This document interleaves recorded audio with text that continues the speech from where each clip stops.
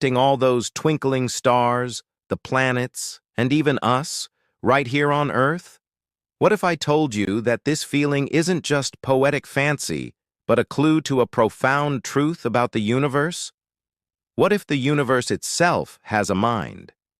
Now hold on. I know that sounds like something straight out of science fiction. We're used to thinking of the universe as a vast, cold, empty space filled with lifeless rocks and burning gas, all governed by impersonal physical laws. But a growing number of scientists, philosophers, and thinkers are challenging this view.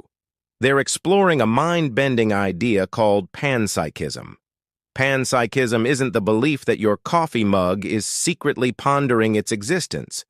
It's the idea that consciousness in some fundamental elementary form is a basic property of the universe, just like mass or charge. Think of it this way.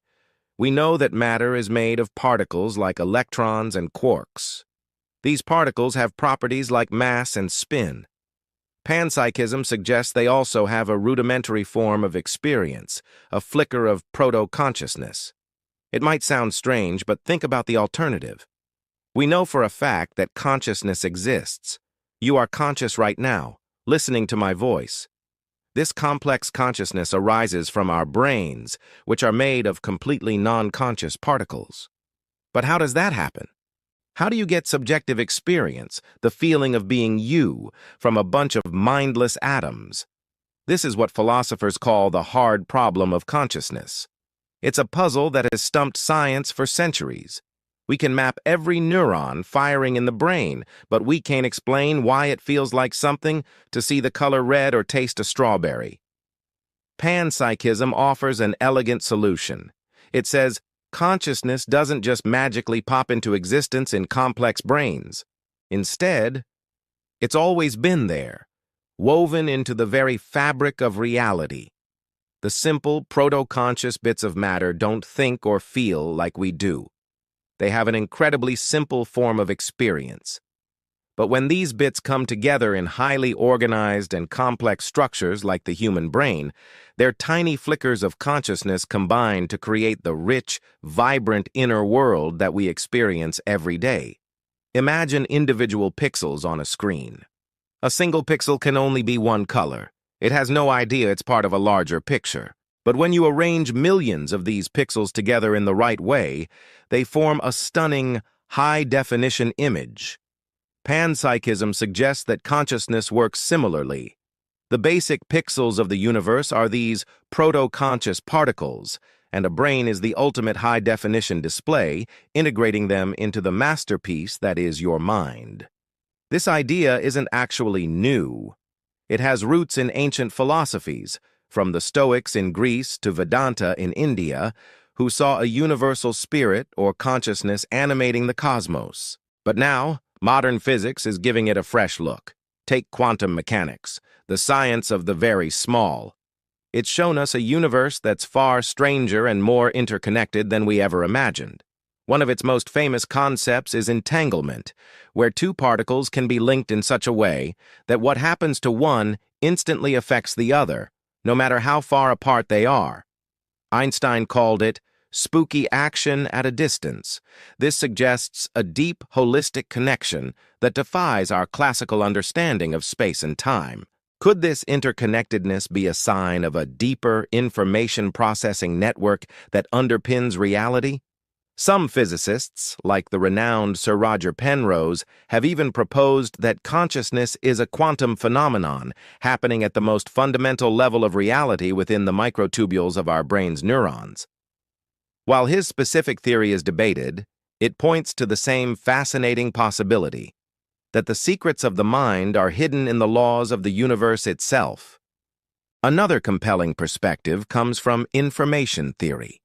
Thinker John Wheeler famously coined the phrase, "it from bit."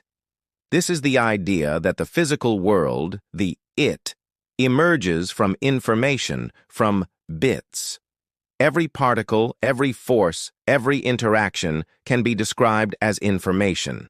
If the universe is fundamentally made of information, then what is processing this information? Could the universe be seen as a colossal quantum computer, and could consciousness be the output of its cosmic computation? If we entertain this idea that the universe has a mind-like quality, it completely changes our relationship with everything. Suddenly, we are not isolated accidents in a meaningless void. We are expressions of the universe becoming aware of itself. The stardust in our bodies isn't just dead matter. It's the raw material of consciousness, organized in a unique way to experience wonder, love, and curiosity. This perspective imbues the natural world with a new sense of sacredness.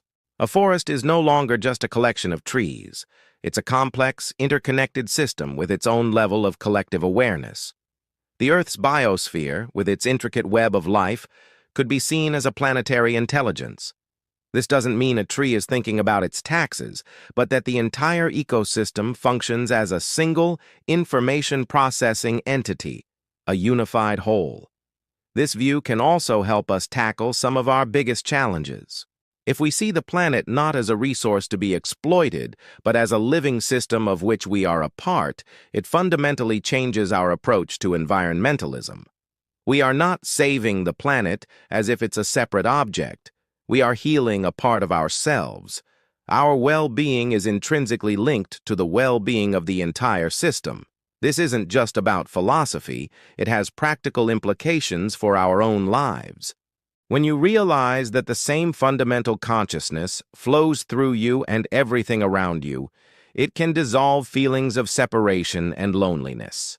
It fosters a deep sense of empathy, not just for other people, but for all living things.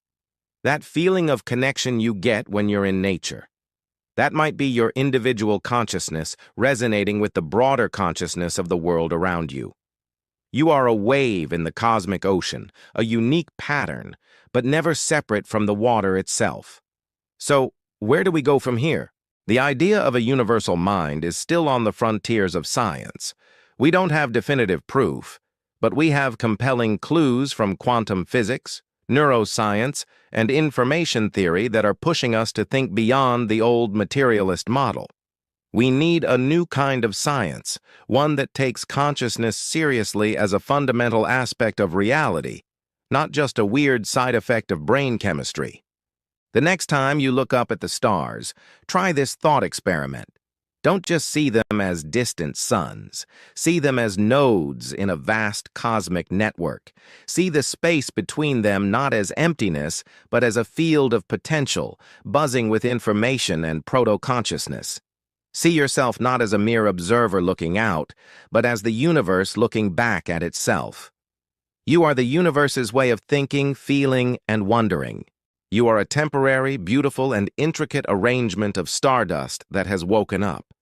You are the cosmos made conscious. And your experience, your joy, your sorrow, your curiosity, is not just happening in the universe. It is a part of the universe. You've never seen it this way before because we were taught to see ourselves as separate. But what if the greatest discovery isn't out there in distant galaxies, but right here, in understanding our own place within the mind of the universe? Thank you so much for joining me on this journey into the cosmos and the mind.